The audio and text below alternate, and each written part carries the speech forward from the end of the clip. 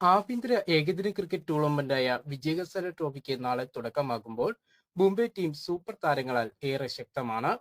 India super താരമായ രോഹിത് ശർമ്മ മുംബൈക്കായി കളിക്കുന്നു എന്നതാണ് വലിയ ആവേശം. നാളെ സിക്കിമിനെതിരെയാണ് മുംബൈയുടെ ആദ്യ മത്സരം. രണ്ടാം മത്സരം ഉത്തരാഖണ്ഡിനെതിരെയാണ്. ഈ രണ്ട് മത്സരങ്ങളിൽ രോഹിത് ശർമ്മ മുംബൈക്കായി കളിക്കുമെന്ന് ഉറപ്പായി.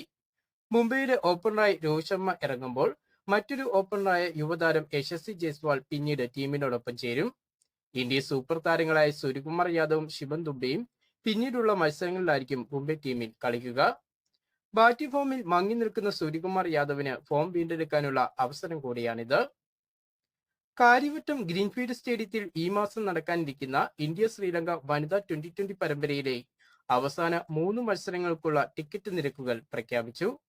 3000 രൂപയിൽ ആരംഭിക്കുന്ന ടിക്കറ്റ് നിരക്കുകളിൽ വനിതകൾക്കും വിദ്യാർത്ഥികൾക്കും 125 രൂപയും പൊതു ടിക്കറ്റിന് 250 രൂപയുമാണ് നിരക്കുകൾ.